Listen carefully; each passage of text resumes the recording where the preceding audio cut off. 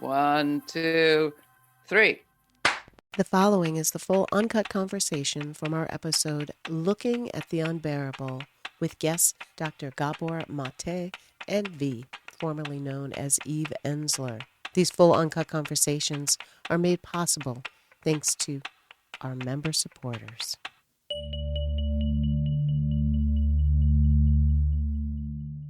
We are living in profoundly grim times. Images and stories of death and destruction are all over the news, and if we use smartphones, they literally pop up in the palm of our hands.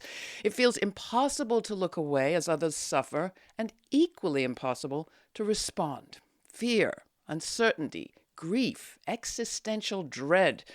Turning away is one way to react to all these feelings, but what happens to us when we do? And what could we do instead? Experts in illness and healing tell us that the only real way to come to grips with current pain is to look at the root of things, the context, the beginning of the story. And yet the U.S. is right now in the grip of a battle over exactly that. Just look at the efforts to ban books, censor news, cancel truth tellers, and hide history. Today's guests have experienced personal trauma and pain and turned it into fuel for making social change. They've courage and tools to share. V, formerly known as Eve Ensler, is the co-founder of 1 Billion Rising and V-Day, the global movement to end violence against women and girls, and she's the author of, among other books, Reckoning, which is coming out in paperback, more or less as we speak. Dr. Gabor Maté himself, a Holocaust survivor, is not only a clinician, but also the author of several groundbreaking books on healing, personal and collective pain. His latest, written with his son Daniel, is The Myth of Normal: Trauma, Illness, and Healing in a Toxic Culture. What are the things making people feel desperate, broken, and afraid? And what can we do to help one another look at what feels unbearable with a view to claiming our own actual power to make change?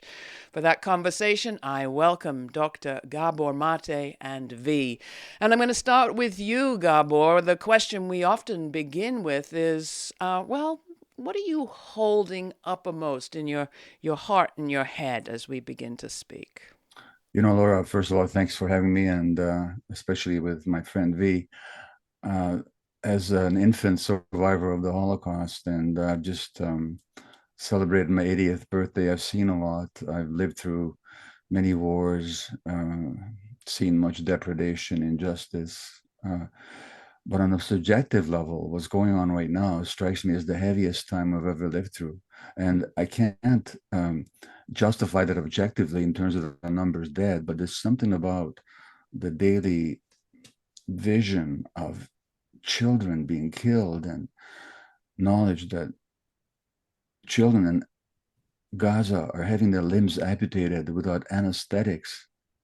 And one could go on and on. There's just something about it. As the world watches, and as the Western media, for the most part, if it doesn't quite cheer it on, it certainly justifies it. And as you said, without the context. So all I can say is this pain that we're experiencing now, we have to learn the context. Otherwise, it just seems so hopeless and senseless. V, what about you? Who or what is on your heart as we begin? I'm not in a dissimilar place, and I just want to say how happy I am to be back on your show and here with Gabor, who I love so much. I think where I am this morning, because I was just on this really wonderful webinar with Palestinian women who are trying to figure out how to support Palestinian women in the midst of this. And I just think the story of that young 6-year-old girl, Hind, who was in a car with her family, who were trying to escape, and they got caught in gunfire, and everybody in her family was murdered. And she was left in that car with her dead family for 3 hours. And now she's been disappeared.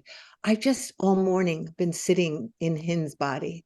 I've been just trying to imagine what it's like in there, what it is like to be a 6-year-old girl in the midst of the corpses of your family, knowing you could die at any moment. And I think for me, I agree. I'm 10 years younger than Gabor, but I have to say I have been in many war zones. I've been on the front lines of a lot of conflicts. There is nothing that compares with this in my lifetime. And perhaps it is the literal seeing on our phones every minute what's happening, but it also feels that there is like a grotesquerie in the murders, in the indiscriminate, relentless bombings that are just are nonstop, and also just in all the other forms of destruction that are happening. I think for me, I feel encased daily in grief, just encased in it. Not that the story begins there, but certainly ever since October 7th, there's been the retelling of the stories of what happened to Israelis at that moment. And ever since, this explosion of images, of stories, of now getting on for 26,000 civilians dead in Gaza. It's not the only place that images come to our phones from or to our news from. I mean, I've hung out with you, V, in the run up to V Day, and you're hearing stories from all over the world. It seems like wars are expanding everywhere. And then there's right here at home, where the Surgeon General just a few days ago said that he felt that Americans were experiencing an epidemic of loneliness comparable to the tobacco epidemic, to which the only antidote, he said, was human connection. Coming to you, Dr. Gabor, as a doctor, do you think the Surgeon General's right? Let me make a quick comment about Gaza, but I'll then answer your question. The big difference for me is that the Israeli suffering, which was genuine on October the 7th, it's humanized. Individual stories are told. We're over and over again informed about the subjective experience of Israelis, and that's fair enough, you might say, but we don't get that on the Palestinian side. The Palestinians are not humanized. Their daily depredation, suffering, oppression, humiliation, that's been going on for decades, that's not presented to us on a human level. At the best, we get numbers, if we get even that. So it's a lack of human engagement with the subjective experience of the other side that makes this so asymmetrical and so upsetting for me. Now, as to the Surgeon General, in my book, The Myth of Normal, which you're kind enough to mention, I actually quote him. And loneliness is as much of a risk factor for illness as smoking 15 cigarettes a day. And in the Western world, there's been an epidemic of loneliness. I mean, twice as many Americans 10 years ago described themselves as lonely as 20 years earlier.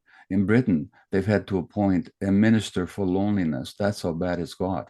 And physiologically, loneliness actually works to undermine your immune system, disturb your hormones, and it's a basis for illness. Now, where the Surgeon General is being aspirational and optimistic is that it's nice to call for human connection. And I agree with him. He's a very humane man. I had the opportunity to speak with him once. But what he doesn't and perhaps cannot touch upon is that loneliness is not an accident. It's not sort of a human moral failure. It's an outcome and a factor in the way this society is organized, run, and managed day to day. And it's an outcome of economic and political decisions made at the top over the last several decades. So that loneliness epidemic is not simply an individual or even communal human problem. It's a manifestation of what I call a toxic culture. And so it's not enough to call for connection. It's important, but it's not enough. We actually look at the structures and the modalities of this society that create that loneliness. V, anything you'd add? That's so much to add. And I want to echo what Gabor said about Gaza too, that of course, what happened to people on October 7th was horrendous, but absolutely we know those stories, and everything is about who is telling the story and whose story matters. And we don't know the stories of what's happening to people in Gaza. Most people aren't even seeing the images unless they're plugged into a certain network. In terms of loneliness, I'm working right now on a new piece on mental health. And there isn't one doctor, therapist, person I talk to that the central theme is not loneliness, aloneness, disconnection, disassociation. And it's not being alone. It's not being in your aloneness where you are it's loneliness, which is almost like a virus. It's a sense that you have no connection, that you don't matter, you have no meaning within a culture. And I just want to say, I think Gabor is absolutely right when he says this has been engineered.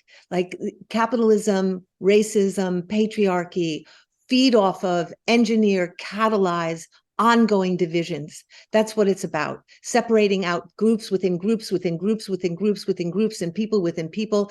What do drugs do? What do pharmaceuticals do? They give you a personal drug, which then it becomes your problem, your pill that you take by yourself in your room away from everybody else. And I just wanted to say one thing about City of Joy that I just so love about it, which is our sanctuary and our revolutionary center in Congo, where we are serving and loving and transforming and lifting, women who have been through some of the worst sexual atrocities. There is no individual therapy because they don't believe in it, because they don't believe anyone gets better outside of the community, outside of the culture, that you can only heal if the community heals.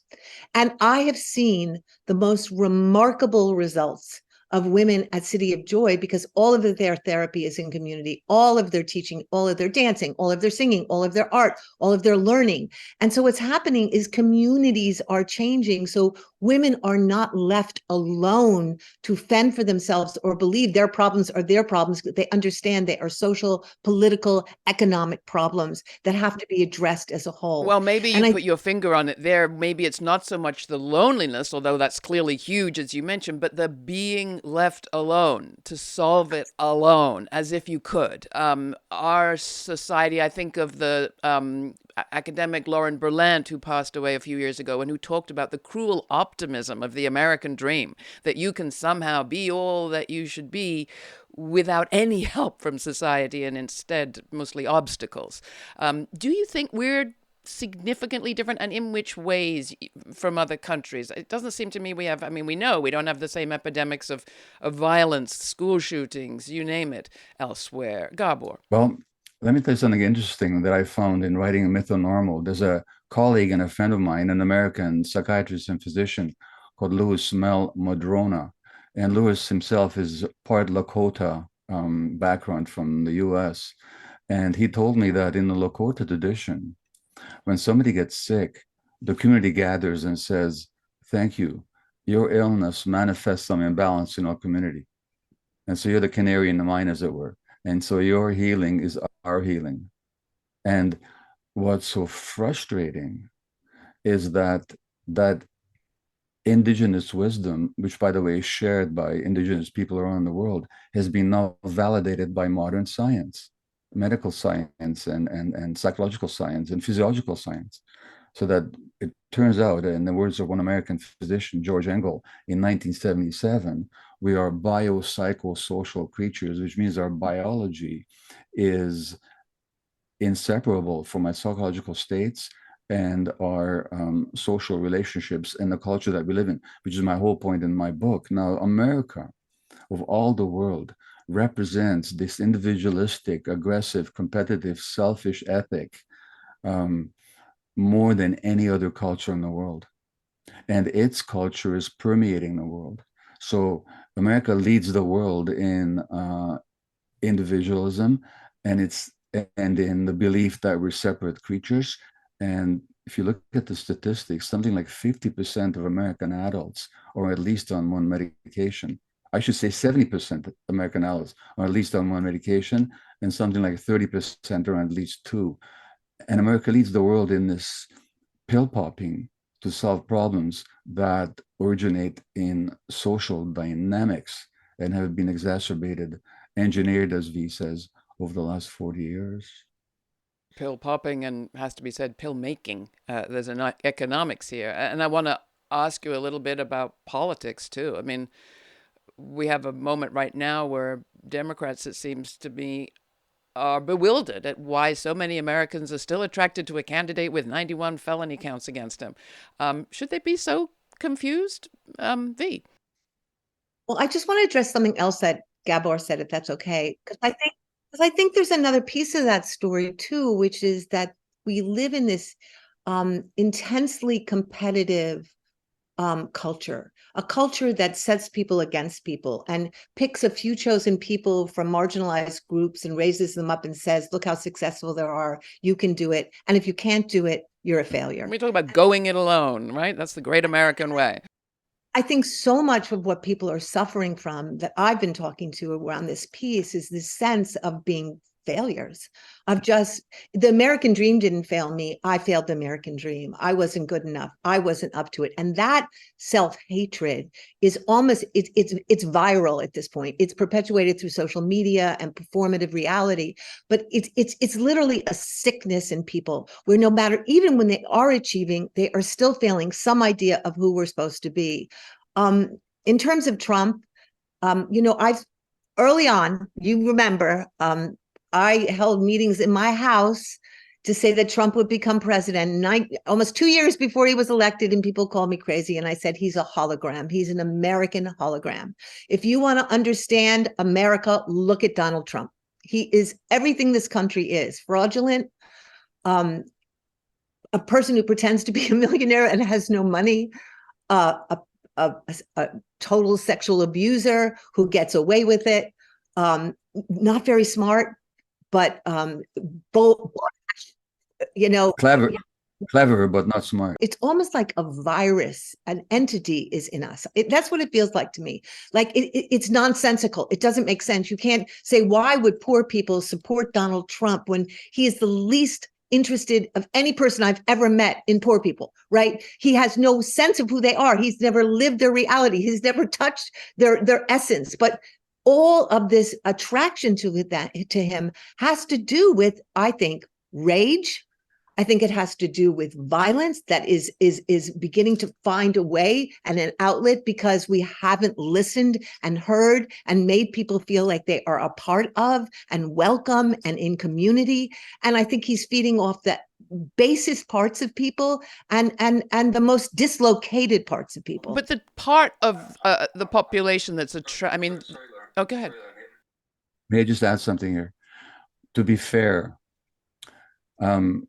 in the book Myth or Normal, I actually talk about Trump and his opponent in 2016, Hillary Clinton. And without going into the details now, these are both deeply traumatized people, traumatized in early childhood, quite severely, actually. And trauma can either open you up if you deal with it, or it can shut you down if you don't. And these people are both shut down in significant ways.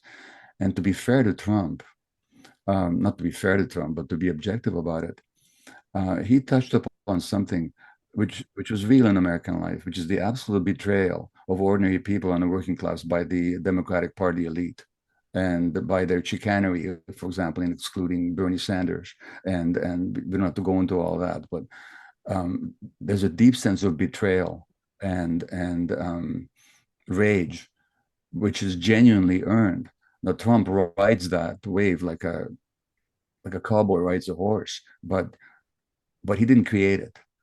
So that when you come down to it, it's not surprising that people would gravitate towards this brash braggart when they've been so disappointed and so betrayed by the people who are supposed to be on their side. And can I say one more thing?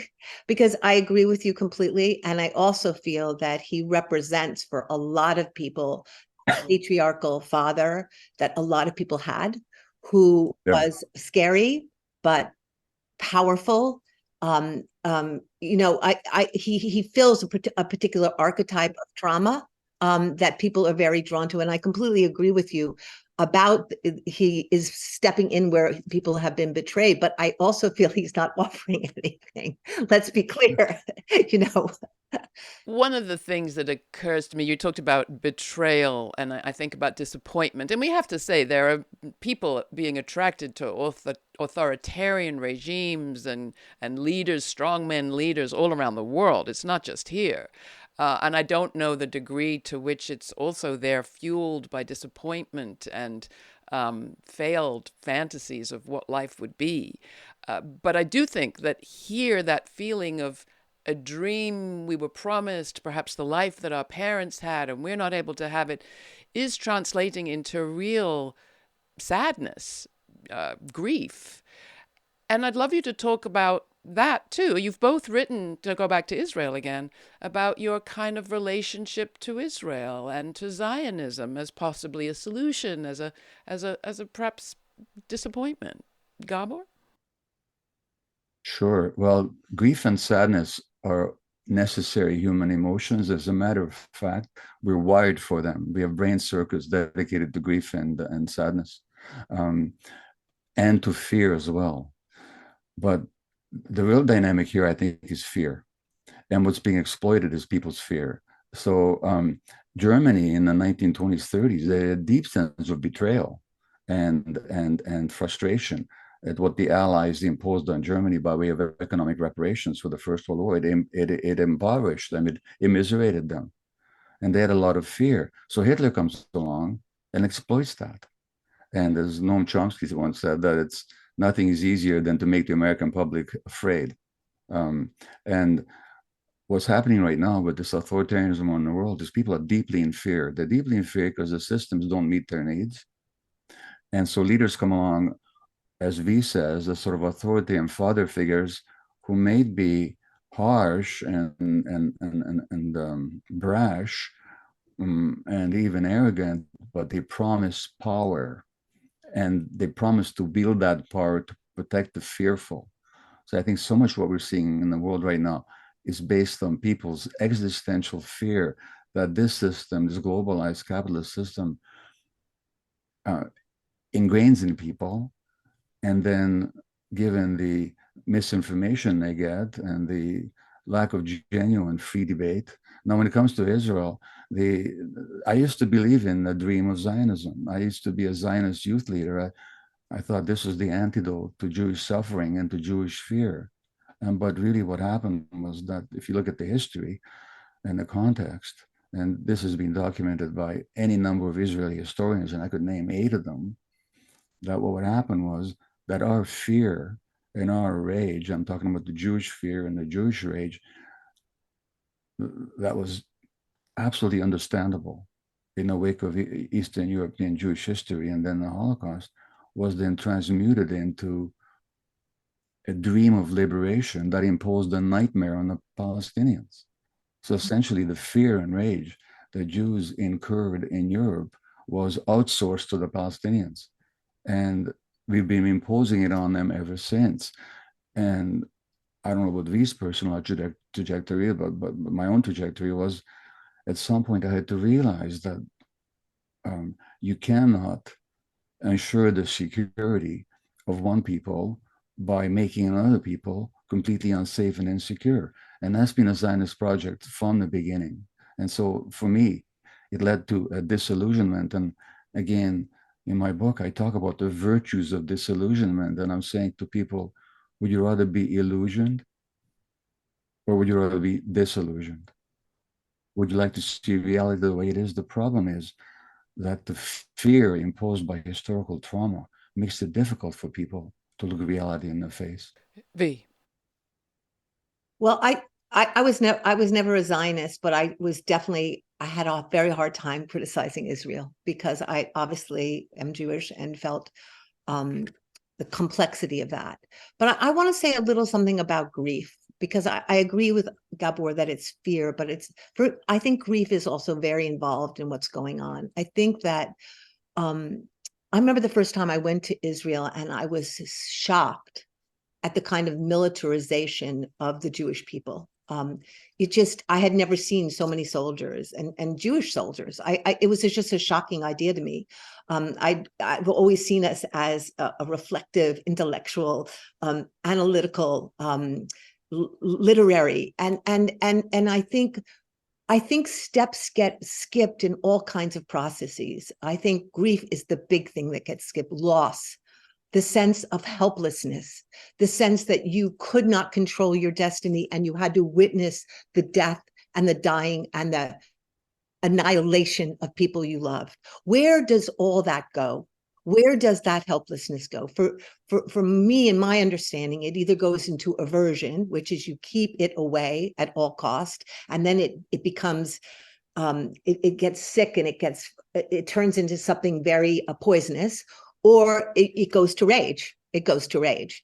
it becomes it becomes aggressive, and it becomes something to keep that grief away, to keep the grief of knowing, the grief that I feel right now, witnessing what is happening to thousands of children every day and having no ability to intervene on their path, and knowing that my witness is not a rescue, knowing that my witness cannot save. Like, where did the grief of the Jewish people go? Where did it go? And where does the grief of the world go? The grief of the disappointment of every American realizing there is no American dream. Like, everything we've been brought up is a story. Or every Israeli who's been brought up to believe a certain thing is realizing that is a story. It isn't true. Where does our grief and disappointment go, and our sense of powerlessness in the face of people who have told us the stories, injected those stories into us, and made us responsible and culpable of doing violence in the name of those stories? Well, that takes me back to where we began, in a sense, which is we are in the grips of a battle over telling stories. And I was reminded of the power of that in Ava DuVernay's recent film, Origin, where she ends the film by saying, we kind of have to grapple with the fact that we are living in an old house built on very shaky ground. I feel when you talk about the grief of the world, it's whether you're Israeli or American, we are all living on the grief of stolen land, of stolen hopes and dreams, of being the beneficiaries of others' loss.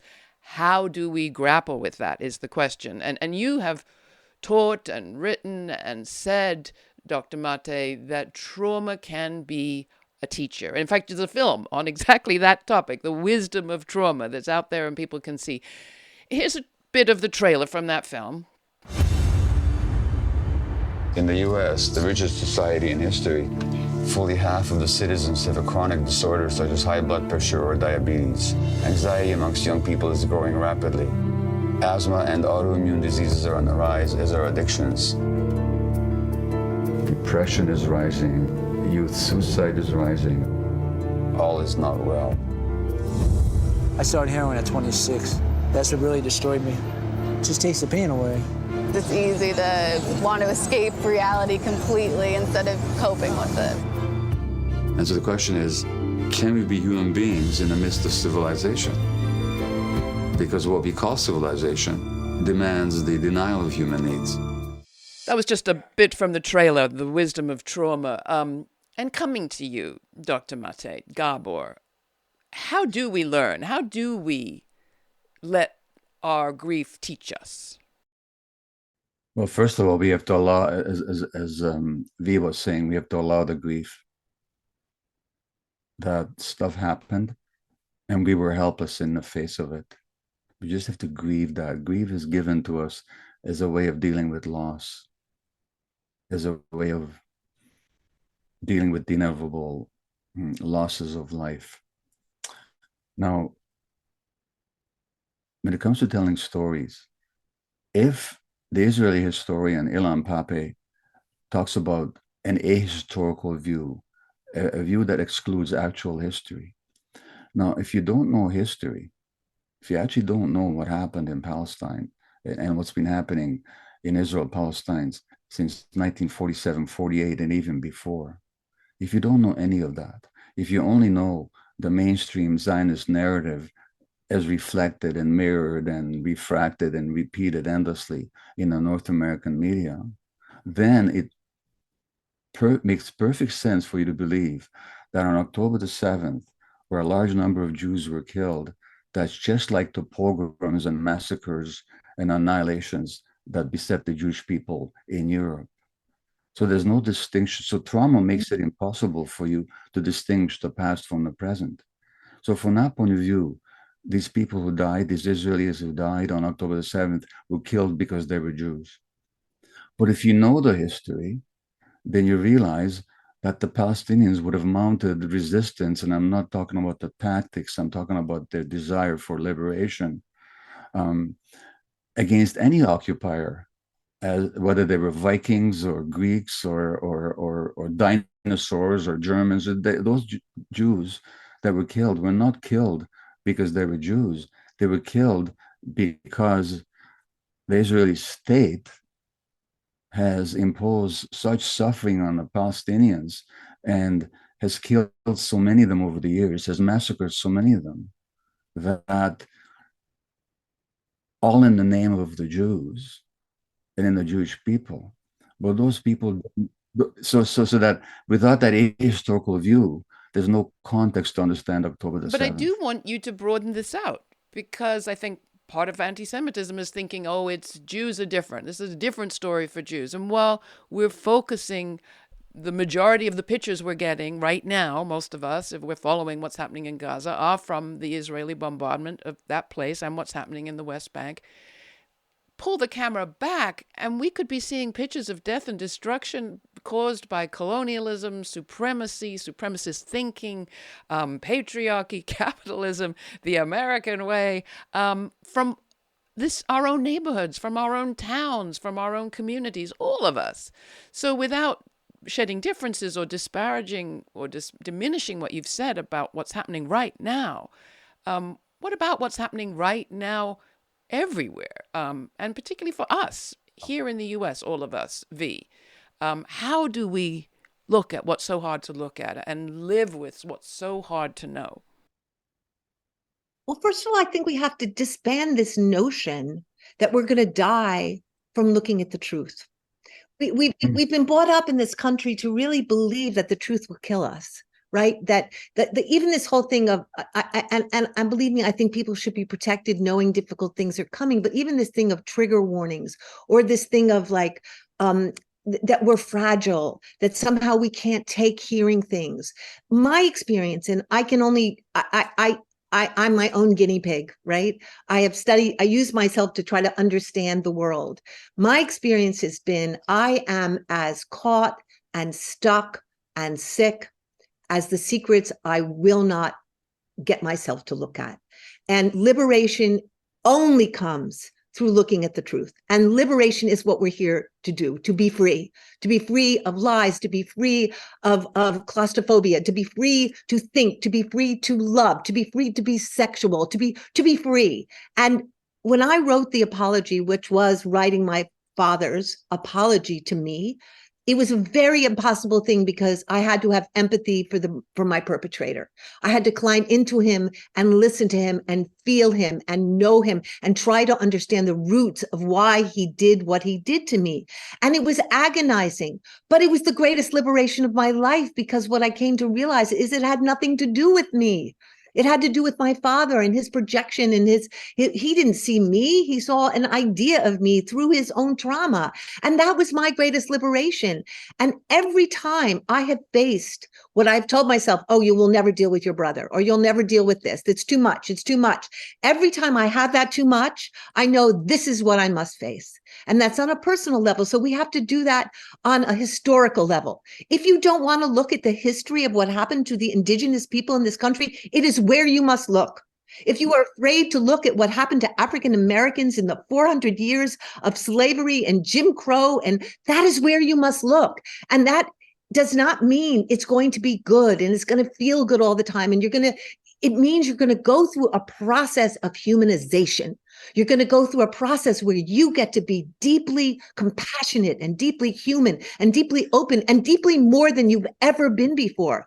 And that is a change of a mindset, because we live in a country that is taught you are forever young, you are forever relieved of pain, you will never have to touch anything that's dirty or difficult. And that's insanity. That is how we keep stuck in, and we become a more and more and more violent nation. Why are there 400 million guns in this America? Because we're defending ourselves against a truth we don't want to face.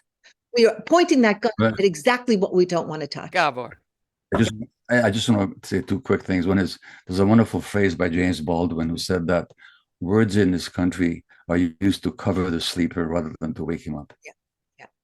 Number one. And number two, V's personal story, especially as outlined in her wonderful book, In the Body of the World, and then my interview with her, are major themes in my own book, because she's someone who came from deep trauma, and she found that security lay not in the side of fear and denial, but on the side of truth. So, I mean, your own personal story, V, is not only instructive, it's also inspiring. And that's why was so happy to interview you for my own writing. She found security, but also an enormous amount of joy. And we've talked about it on this program. She too has a film. V has also a film, many in fact, but this is a trailer from the film about City of Joy in Congo. Check it out. We had no experience with war. When we first heard the word rape, we didn't know what it was. Christine Scholler de Schrijver, director of the City of Joy in the Congo. The powerful countries of the world, they're funding militias. The militias use rape as a weapon of war. Hundreds and hundreds of thousands of women raped and tortured. All the survivors, what do you think they do? They leave. So we asked all these women what they need. A place away from the soldiers, a place where we can have peace. That's how City of Joy started. Well, that was just a glimpse of what is happening in Congo at the City of Joy, supported by V-Day and 1 Billion Rising. V-Day is upon us, February 14th. Every year, you and your colleagues around the world rise up to stop violence against women and girls and grapple with all this tough stuff by dancing, among other things. What's the plan for Rising 2024? I'm very moved that this year the theme is Rising for Freedom because it just feels so apt everywhere. And I'm thrilled that there are already hundreds and hundreds and hundreds of events to plan. I think there's 130 cities rising in Germany already. I mean, I just looked at the calendar today. I think everybody is invited. What do you need? What is the freedom you are seeking? What is the freedom your body is hungering for? Go and organize your rising. Is it to free Palestine? Is it to free this country and free this government and free yourself from the government being involved in your body? Is it the freedom to end all kinds of sex trafficking? Is it the freedom to serve our earth and love our earth and to free our earth from all the terrible things that are being done to it? Whatever it is, come and join us. Come to 1billionrising.org and sign up and do your own particular. We're doing these incredible things this year, which are artistic festivals that are going to last for a few days and all over the world, where people are doing songs and dancing and education and poetry, or just and all various different kinds of themes of freedom. You can create your own festival. Just come be part of this movement, because the one thing we know is if we are going to dispel this horrible plague of loneliness, it comes through collectivity. It comes through movements. It comes through action that is done in groups, and where you find yourself and you understand that you are connected to something so much bigger than yourself, so that you don't flounder in that aloneness. What's your invitation, Gabor? And what enabled you to transform your trauma to the kind of power for change that you have today? Well, suffering can be a teacher, just as V has learned so much from her own suffering, of her own abuse. What trauma does is it disconnects us from ourselves, and that disconnection is protective. When you're helpless and small and weak, and you have pain, suffering, distress, and there's no help, then it's protective on the part of the organism to dissociate, to disconnect. That same disconnection then creates all kinds of problems later on in life, whether in physical health, mental health, social relationships, personal relationships. And that all happened to me. I had to deal with my own depression. I had to deal with the travails and stresses of a marriage that was full of love, but full of mutual pain at the same time. And we acted out that pain on each other. And our children were affected by it, because whatever stresses, traumas we haven't worked through, we inevitably and unwittingly pass on to our kids. So I had to look at the sufferings of my children. I had to look at my own addictive tendencies, my workaholism, trying to get away from a sense of worthlessness imposed by my early trauma. And in working through all that, you learn a lot. You learn what matters. You learn what is true. You learn that these patterns that we act out, they're not representative of our real selves, but of our conditioned, traumatized self. And real liberation doesn't come in trying to escape from your pain and from your trauma, but in actual embracing it and learning from it. And underneath it, you find out who you really are. And that's a lifelong trajectory, and it's ongoing for me. But I can only be thankful for it. So a lot of people, strangely enough, and V might be one of them, who say that this disease or this challenge or this setback was the best teacher I've ever had. Well, I've had plenty of them, so I've had plenty of learning to do. I don't wish it on anybody, but the learning is invaluable. And I want to say one thing to that too, because sometimes I think we live in a culture where we can't reach out because we think our pain is so embarrassing, or we feel so bad about ourselves. And I've done a few psychedelic journeys in my life, and one of the things you realize when you're in journey space is that every single person who comes up with an issue, it's your issue. It's something you have to address in yourself. So when you're helping somebody get through something, or when you're giving that person attention, or when you're loving that person, or when you're doing it for yourself. You're doing it for yourself because whatever that person's going through, you're going through. We're all connected in this weave, in this beautiful ocean of humanity.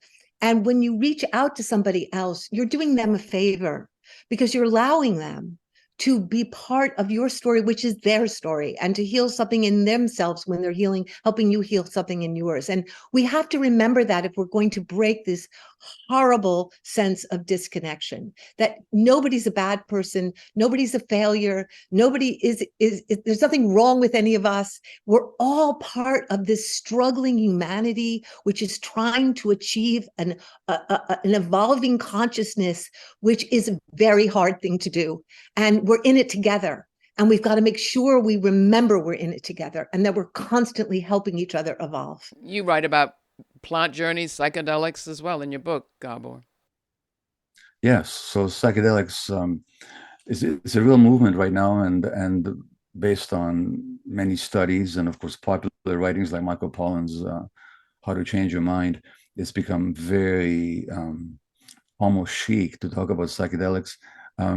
It represents a number of things, that dynamic. Number one, the utter failure of the mainstream psychiatric system, mental health system, to understand people, the sources of mental illness, which is always rooted in trauma. But the average medical, there was a British psychologist, a leading one, who said that the link between childhood adversity and adult mental illness is as well proven as the link between smoking and lung cancer. But despite that, the average physician never hears a single lecture on trauma, which is astounding, but they don't. The average psychiatrist barely knows about it, except in a very narrow sense. So we just rely on pills, as you said earlier, to solve people's problems. Now, the psychedelics actually represent, in that sense, the bankruptcy of the mainstream mental health system, and people are looking for an alternative. And they can be very helpful because they can open up to your conscious awareness aspects of your unconscious that you weren't aware of by definition. And once you see the fear, terror, pain, or even joy that you suppressed in yourself under the influence of psychedelics, and I have to emphasize, in the proper guided, supported, and expertly held context, then as an adult, you can really engage with your childhood issues that have dominated your life. So that's the promise of the psychedelics. It's no panacea. It doesn't solve every problem, but in many cases, they can do things that Western psychiatry can't even dream of, again, under the proper guidance. So it's very promising. It's not the solution. It's not the be all and the ultimate solution is to deal with the social factors that keep traumatizing people. And of course, it's not knowledge that is new. Much of it, the natural medicine, dates back to the indigenous people that you were referring to at the very beginning of the show. So we have to be careful we're not colonizing, stealing knowledge that is other people's as well. That's a whole nother conversation. I see, V, you want to come back. Did you want to come back? No, I completely, in the end, everything goes back to the indigenous people. Let's be real. But I just want to say something, I want to echo something that Gabor was saying. I interviewed a lot of health professionals, like the top health professionals, many of them. And every single one said the same thing, that the medical model has failed. Every single one, bar none. That the way we are treating patients as individualistic entities separate from a larger system has failed. Now, that is really amazing, because I can tell you these are the biggest thinkers in the mental health field in America. To me, that is so profound. That is so profound. And, when we began at the beginning of the show, this idea of, loneliness, go connect.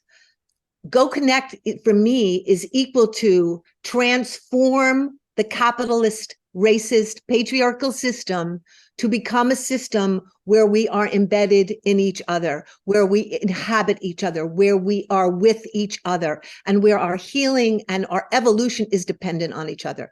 And that can be done in every single sector if we made a decision to do that. It sounds like a big project, but we are in a big, important year. What are some first steps people could take, perhaps where they live or in their own social circles of influence? V. Well, I think, first of all, gathering with people right now, I think what COVID did is separated us in a very big way. It isolated us. It pushed us away. I think we have to remember how to gather. And then we have to remember how to talk about what's really going on. Like, I live in the country and I live in a pod. So I live with a group of people where we are constantly sharing what's happening to us emotionally, politically, where we're growing, where we're evolving, what we're afraid of, where we're grief-stricken, where we feel we're acting badly, and how do we change how we're. Find community, find people where you can share this, where you can see yourself reflected, where you can see, where you can find empathy, where you can see yourself mirrored, where you can see yourself becoming in relationship to that community and growing in relationship. And the other thing is to get involved politically, to get involved in movements, to do actions with people. I know in V-Day, like we have 40 to 50 coordinators around the world, and we gather regularly online, and we share across, it's a 2-hour meeting where people share everything they're doing and what they're going through in every country. This has changed all of us to know in Bangladesh they're going through this, or what they're going through in Guatemala, and the similarities and how we build and how we connect, move into any kind of way of growing, building, activating yourself. Even if you don't feel like marching is doing anything, march anyway, because the truth of the matter is it keeps you alive. It keeps you going. It keeps you in community with other people. It wasn't E.M. Forster that said only connect. Gabor, is there anything you would add in terms of what people can do, should do, could do? Well, I think action needs to happen on 2 levels. One is an individual level. Really deal with your own stuff. Don't be afraid to look at it. Really study your own actions, reactions, patterns. Where they don't work for you, it's not your fault. You were somehow programmed to be disconnected from yourself. So connect with yourself. And that could mean spiritual work, could mean psychological work, connecting with nature, whatever it takes. Then on a social level, again, in the last chapter of the book, I talk about just what we was just talked about, 2 A's, activism and advocacy. And that's healthy. That connects you to the larger whole of which you're a part of. So and it also gives you a sense of agency, so that you're not passive victim of circumstance. So I think for healing, especially on a social level, activism and advocacy, which is what he has been exemplifying so much of her life, are absolutely essential for healing. And I only echo what my friend here has said.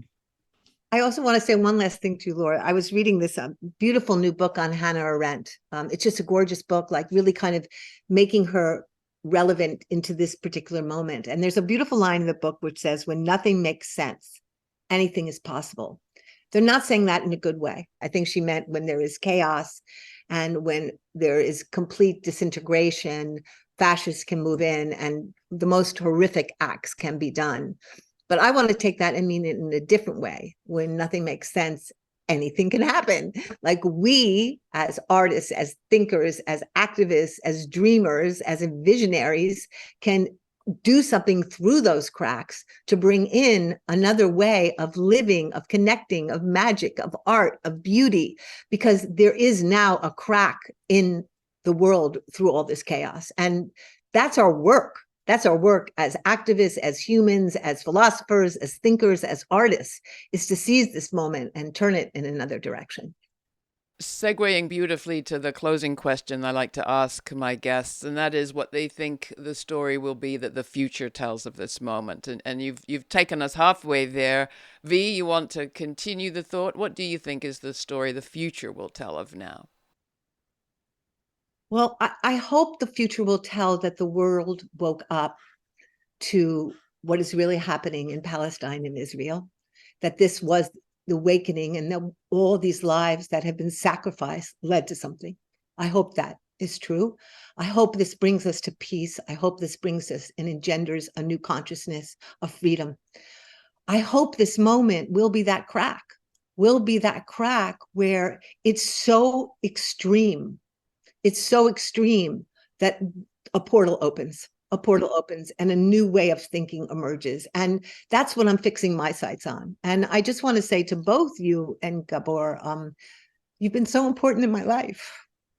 And I think it's these connections and this love between us that really keeps us going. And I want that love to deepen, and I want that love to spread, so more people are part of that circle of love, so they have the energy and they have the hope and they have the strength to keep going. And I should say that V and I met in activism, in the streets. So another good bonus is you might make some really deep friends. Gabor, the story the future will tell of now, what do you think? I can only echo what my beloved friend said, which is that I hope it'll be seen as an inflection point for waking up. And if there's anything, it's hard to use the word positive in the present horrific context, but if there's anything positive, it's that so many young Jews, for example, are waking up. They're just disgusted to their core and what's being done in their name, and they're waking up and seeing that the narrative that they've been told is just false. And I don't want to go through the whole litany of it. I used to believe in it. I could spot it in my sleep, but it's false. It's not true, people. You need to ask questions. You need to look at alternative sources. You need to educate yourself. You need to connect with your heart. And the other positive, again, I use that word in a very qualified sense, is that many non-Jews of goodwill are finally resisting the tyranny that says that to criticize Israel and his state is to be anti-Semitic, that to speak for justice and freedom for all peoples, Jews and Palestinians included, and to question the official narrative that somehow is anti-Jewish. It is not. You're just standing for freedom as you would stand for freedom anywhere in the world, so that this calumny, this tyrannical lie that to criticize Israel is to be anti-Semitic and to be anti-Jewish, don't let it hobble you anymore. Don't let it dominate you anymore. And I think that's happening on a massive scale. So I can only look forward to a future where this moment will be seen as a point of waking up for a lot of people, and may that waking up continue. May it indeed. Gabor Maté is the author with Daniel Maté of The Myth of Normal: Trauma, Illness, and Healing in a Toxic Culture, out now. V's book, Reckoning, is also just now in paperback. Thank you both so much for being with me. Thank you, Laura. Thank you, Gabor. Thank you both. Thanks for taking the time to listen to the full conversation from our episode, Looking at the Unbearable, with our guests, Dr. Gabor Maté and V, formerly known as Eve Ensler. You'll find more information on all of our guests included in our episode notes posted at patreon.com/TheLF Show. We are an independent media organization that is dependent on our listeners and viewers. Please consider becoming a supporter by committing to a monthly contribution of a few dollars. Go to patreon.com/TheLF Show.